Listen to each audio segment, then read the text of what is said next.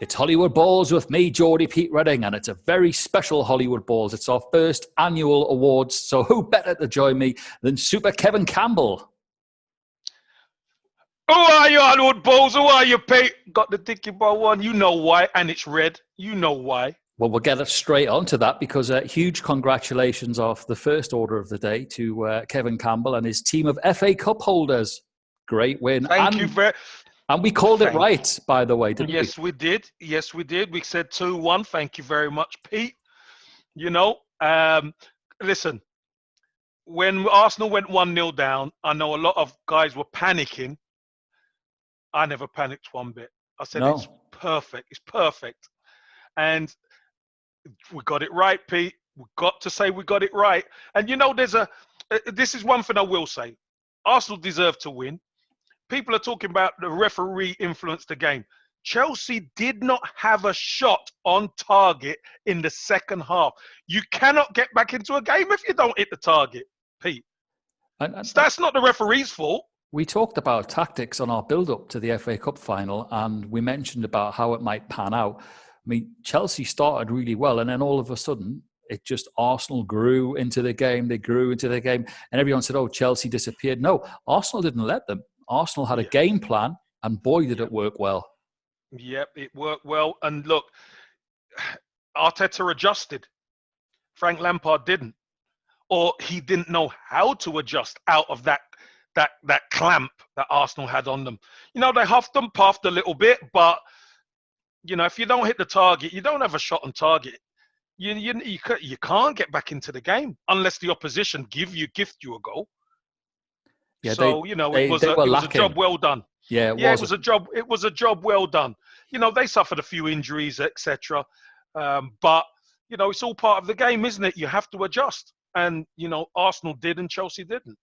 And imagine, you know, Arsenal fans could be, getting excited because there's big talk of Coutinho joining. Now, that for me is a real Arsenal player, a real Arsenal signing. He's got goals in him, but also he's got the ability to be able to supply.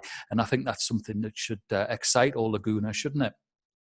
Yeah, it should. Look, Pete, there's been Mesut Ozil is still at the club, and that's one player who obviously hasn't been involved. They need to sort him out and get somebody else like a Coutinho in, because it's so important that all that negativity that surrounds Ozil, and it's no fault of his own, let me just say, but it's just, obviously, it's not working out. The manager's not having him, and it's the third manager in a year who's not having him. So, you know, what's best for all concerned is for him to move on. And the quicker they do that and get a Coutinho in, there's talk of Willian coming in as well from Chelsea, who, by the way, I've got to say, Pete, when I saw Willian in the stand on Saturday, not even on the bench, I was delighted. Yeah. Because people talk about his age. Forget his age. He's 31 years old. He's Premier League proven, and he always causes problems because he's got that ability to just beat people or just to whip crosses in or whatever. He's so dangerous. And to see him in the stand, I was so happy. I want Arsenal to nab him. Let's go and get him. And then you could build that team around the main man if he decides to stay, because Big Al came up with a great point on the Match of the Day Cup final. He said that Aubameyang, if for whatever reason he doesn't stay at Arsenal, can you imagine how much it's going to cost to replace him and replace the goals? Pete, it's the most treasured thing in football is to have a goal scorer, someone who, whether the team's good or bad, can get you 20 plus goals a season, and he's done it every season he's been at Arsenal. You can't replace it, because you know what? You start going searching for a striker, the price goes up, and still you're not sure if they're going to mesh and understand the Premier League. So none of the Premier League teams are going to see you their strikers, that's for sure. And you go abroad, and then you've got the transition of, can he fit into the Arsenal way? Will he adjust to the Premier League? The best signing this season for Arsenal would be get Aubameyang. But you know what, Pete? Seeing him lift the cup and the way that all the team were, even dropped the cup. It don't matter. It was like, whoa, didn't realize it came on a plinth and all that kind of thing. I thought the character and the happiness that was shown from everybody, I think Aubameyang will sign again. I really do. I think he'll sign. Well, if he doesn't, there's a Joe Linton up at Newcastle going, if you fancy him. I ain't even biting on that one. Moving swiftly on. Now I ain't even biting on that one. Yeah, listen, you can't give him away at the moment. Listen, he'll be all right. You got to strengthen. You guys strengthen, it will be all right. He will be. Okay. He's fine where he is. Moving swiftly on. Our first category of the Hollywood Bowls awards, annual awards, is the Player of the Year. So I've chosen, we have to say, we know that Liverpool have won the league. They've had some fantastic performance throughout the season. But for me, it's Player of the Year. So I look at everything. And for me, it's Kevin De Bruyne. Well, I've got Kevin De Bruyne as well, Pete. Look, Team of the Year and individual Player of the Year are two totally different things. Exactly. I just think Kevin De Bruyne, he's had his injury problems last season. He came back this season. I think he's been sensational. And in a very struggling, at times, Manchester City side, he's been the shining light. He's still got all his stats up. But you know what? You know the eye test, Pete, when you actually watch him, when you see what he does. He's an amazing player. He's an amazing player. So I give it to him as well. Okay. Yeah, I give it to him as well, mate. He just gets better. He's fantastic. Now, on that premise, my young Player of the Year this year, again, because it's not team, I'm giving it to Alan St-Maximin. Yes, he's a Newcastle player, but he has really lit up the league as a player, as a young player, only 22. And he's caught the attention of the whole nation, not just the Northeast. So what age? Odin, what age does young Player of the Year go up to? Well, it's 23? He's 20. Got to be. I thought he'd be 21. Like under 21. He's 22. He's 22. Well, no, you've got him. That's fair enough. Yeah, black and white. Geordie Pete, yeah. All right, no problem. No, I like him, Pete. And you're right. He has caught the nation's eyes. He's been in the nation's eye line, etc. Very exciting, very quick, direct. But look, you finish and I'll tell you mine. No, I mean the performances in a very bang average Newcastle side. I mean, he single-handedly dragged them through the cup. And the one thing that I have noticed about him is that the teams are switched on to him. When you see now, they're putting 3 players on him, but he's still got that ability to be able to beat all of them. His passing's improved. Steve Bruce has definitely brought him on as a player because he was a bit sort of, hit and miss, awry. Hit and miss to start with. Yeah, very much so. I didn't think. Well, he doesn't know what he's going to do, but he's definitely honed his game. And I think for pure excitement, that's my choice. Right, my choice, and this is no bias whatsoever, is Bukayo Saka at Arsenal. Yeah. Young lad, he's only 18. For English players, I think he's got the highest assists in the Premier League.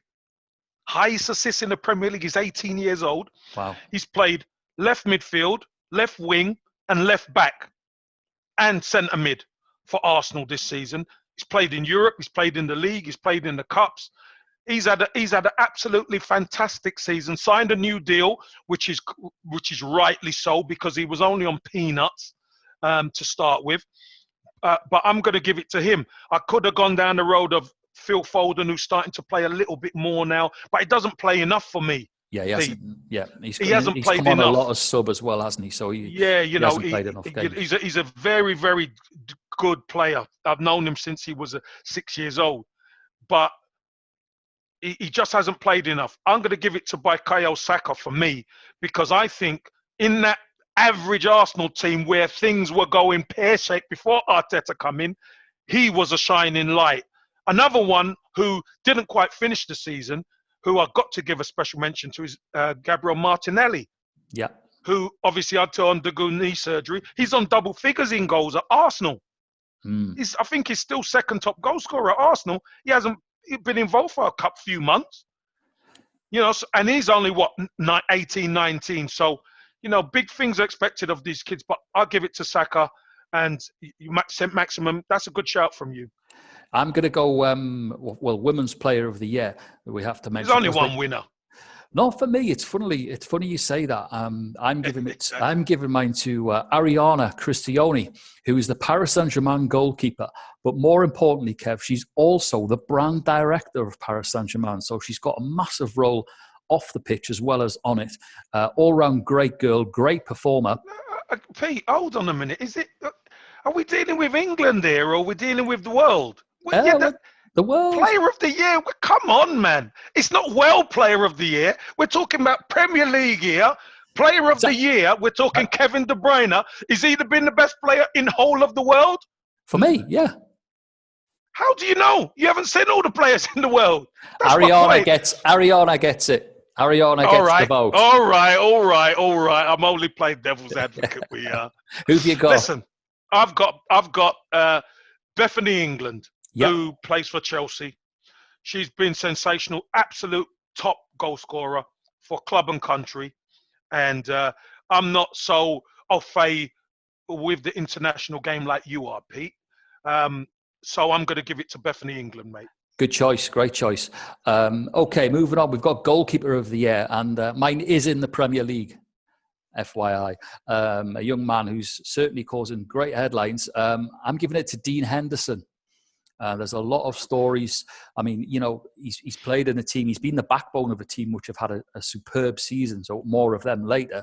But yeah, I mean, there's a lot of murmurs saying that Dean Henderson should be Manchester United's number one keeper. Yeah, you're right. There's a lot of clamour over here to propel him to be the number one at United, because David De Gea, he's made very uncharacteristic mistakes, and a few mistakes you could understand, but he's made some glaring mistakes. Yeah. The last lot were all in the semi-final of the cup, weren't they? The FA Cup against Chelsea, and that really cost them the game. So that's a good shout. That is a good shout for Goalkeeper of the Year. But I've got to put my biases aside, Pete. And I've just got to go for the keeper who's been the best in the Premier League. It's Alisson. Alisson at Liverpool. He has. He's been the best. He's got the best stats. He is playing in the best team right now, but he's part of why they're the best team right now. Because when they've breached that back line, he's been unbelievable. So I've got to give it to him. Fair play. That leads us nicely into the Team of the Year. Now that can be global. There's many. This is the Hollywood Balls Award. We're not part of the Premier League, and the less said about them at the moment, the better. Team of the Year for me, it's got to be Liverpool on all fronts. I mean, their only sort of blank box that they haven't ticked would be the Champions League. But yeah, I mean, what a performance. Yeah, listen, Liverpool have been sensational, and the way that they've gone on to win the Premier League has been great. So, Pete, you've got me. I have to choose Real Madrid. They were sensational in the way they beat Barcelona to the title. After the lockdown, they had to win 10. They had to win out virtually, and I think they won 9 and drew 1 of the last 10 games. Did your good friend John Burridge help you with that decision as well? Because I know Budgie loves them. No, Budgie. Listen, don't get me and him started on Barcelona and Real Madrid, mate. I'm telling you, because it'd be like the old cartoons, with the Tasmanian devil just going around. It'd be madness. No, I just think Real Madrid done fantastic to win. Zidane going back, etc. Listen, you've given it to Liverpool. That's fair enough. But as you said, this is a global thing. Yep. I'm going to choose Real Madrid. For getting that La Liga title back. Can't argue with that. Manager of the Year, and for me, I mean, you look at Jurgen Klopp and what he's done is incredible. It's their first title in 30 years.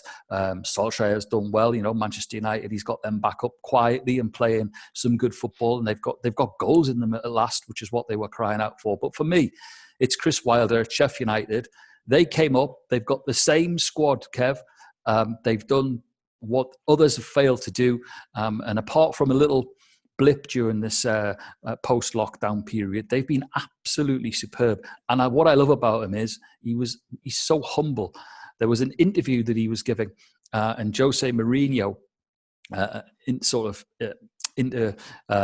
tapped him on the shoulder, interrupted the interview, and Chris Wilder just looked like he was in complete awe, and he was shocked, and that shows you he's such a down-to-earth guy, but what a work ethic. So Sheffield United for me, Chris Wilder. Chris Wilder at Sheffield United, yep. Well, do you know what, Pete? Me and you don't usually agree on a lot of things. No, we don't. I really agree with you on this one. I think Chris Wilder, the job Chris Wilder's done at Sheffield United has been nothing short of spectacular. Sounds off. Can you hear me, Pete? Yeah, can you hear me? Yeah, got you. Sorry, I'm not sure what happened there. Right. Me and you don't usually agree, so we could edit this in. Me and you don't usually agree, Pete, but I have to agree with you on this one. Sheffield United were sensational under Chris Wilder. On a limited budget that they've got to work with, what he's done with this team and squad and players who have got them through the divisions is nothing short of remarkable, Pete. So I agree with you, Chris Wilder. Great stuff. Villain of the year can be anyone related to football. I won't mention. No, I choose the villain. You choose yours. I choose mine. Can I choose mine first? Yeah, go for it. VAR, Peter. VAR is the villain. Absolute crap. Yeah. Get rid of it. Rubbish. Even when they go to VAR, they still get it wrong. Yep. Scrap it. Get rid of it. If you can't get the decision right and you go into it, Pete, that is the villain. And then, all the technology, that technology could have cost Sheffield United a European place. Let's be honest, with that goal at Aston Villa. Yeah. And it's kept Villa up. It has indeed. No, so there you go. You're not wrong. Too late to change mine, but I honestly can't. I can't disagree with you, Kev, on that. My villain of the year actually is a villain. It's Jack Grealish. Is there any chance that Jack Grealish could stay on his feet? I think he's a good player, and I'm using the term good. But the way people wax lyrical about Jack Grealish is though he's so, superhuman midfielder. Yeah, he's dug Villa out of a hole, but I just wish he would stay up. If he stayed on his feet more, who knows? Yeah, well, look, it is. There's an element of that been creeping into the Premier League for a while now, Pete. But look, at the end of the day, he is a good player and he does commit people. So, the referees are going to protect the better players, so to speak, which is fair enough. Yeah. Okay. Referee of the year, probably one of the most difficult decisions to make. Go on. I'll let you go first because I've got a statement to make on this. Oh, great. Look forward to that. It's just so hard. I mean, yes, they're under scrutiny, but what people forget, it's their job. It's their job to do it. And they've got VAR, which you've said that's meant to be there to assist them. They don't get that all the time. But for me, and I would sort of say not referee of the year, but definitely the most improved, I've gone for Stuart Atwell. Okay. And just for the reasons that he has come on. When he first came onto the scene, he was a little card happy as well, but he seems to have toned that down. He seems to be a lot fairer. I just can't look past him. There was a Geordie guy, young Oliver. He was good, but again, he hasn't been great. So for me, my referee of the year goes to Stuart Atwell. Certainly most improved. Pete, do you remember Brewster's Millions? I do. With Richard Pryor. Yes. And you remember he runs a campaign to go for like the mayor of New York or something. And there's all these candidates. And he says, what does he want them to vote for? None of the above. And I'm going, none of the above, Pete. Pete, no disrespect. The referees have been useless, absolutely useless. Yeah. They've got help with VAR and they've still got it wrong. So if VAR is the villain, I can't then say, yeah, the referees have been, there's been a referee of the year. They've been crap as far as I'm concerned. Yeah. None of the above, Pete. I voted for none of them. Great stuff. Like, I can't disagree. I mean, as you say, and as I said, they've literally got the tool there to use, but they don't.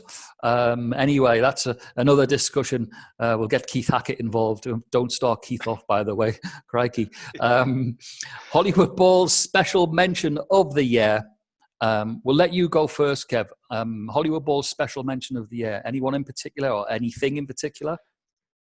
I think that, look, it's been a really good year for everything that you've done, Pete. And I think that Hollywood Ball's mention of the year should go to you, mate, because out of nowhere, you've built this fantastic platform. You've interviewed myself many times. You've interviewed a load of sports stars, all different. You've interviewed loads of different people, celebrities, etc. But you, Geordie Pete, I think you've been the star. So my shout goes to you for building such a fantastic brand and allowing people like myself to come on and be myself and be a part of Who Are You? I thank you, mate. So it goes to you. Hollywood Ball special shout out is to Geordie Pete. Wow, for the first time on Hollywood Balls, I'm absolutely speechless. Very generous of you, Kev. But again, it wouldn't be possible without yourself and the support that you've given. It's fantastic having you on. Yeah, we argue, but we argue about the game that we both love. Great words, and I'm very proud. So thank you very much. Okay, my special mention of the year is back to football, back to the business, and it's going to go to Scott Parker and Fulham. I think they've come straight back up. They were they've got Mitro, who loves a red card. We know, but he loves a goal. And Scott Parker, they've got someone who understands the game, and I'm delighted for him personally. So my special mention of the year goes to Fulham and Scott Parker, and it'd be good to see them back in the Premier League next year. Yeah, listen. They're playing a Brentford side, West London derby, in the richest game of the year in football, which is the playoff final. And there was a lot of talk, Pete. I think it kind of got under Scott Parker and the Fulham players' skin. There was a lot of talk about Brentford. Seemed like Brentford had got their mojo back. Yeah. In the semi-final, etc. I didn't believe it for one moment, Pete, to be honest, because Brentford had that was Brentford's third opportunity, Pete, to go up. They had two opportunities to go up automatically, which they fluffed their lines both times to go up automatically. West Bromwich Albion, as we said, they just got their nails across the line, and Brentford allowed them to do it, get to the Wembley and get to the playoff final, and Fulham were well worth the money to go up back into the Premier League. Fantastic job done by Scott Parker. It's not all about Brentford. Brentford had a great season, but you won't see Brentford again because that team will get picked apart now. The better players will leave. The Ollie Watkins and the Baramas and all these guys, they'll be gone. And they'll have to find new players to come in and try and do the business, which, they'll just be also Rans again next season. So fair play to Scott Parker and the Fulham boys. Fully deserved and well done. Yeah, it's an interesting point that you make, though, Kev, about they had three opportunities. I mean, most teams would be begging just for one opportunity but to have both hands on it three times. Well, Pete, there's a story there, isn't there? Pete, not only is there a story there, they had two opportunities to go up automatic, Pete. Yeah. And they fluffed their lines, so they don't deserve it.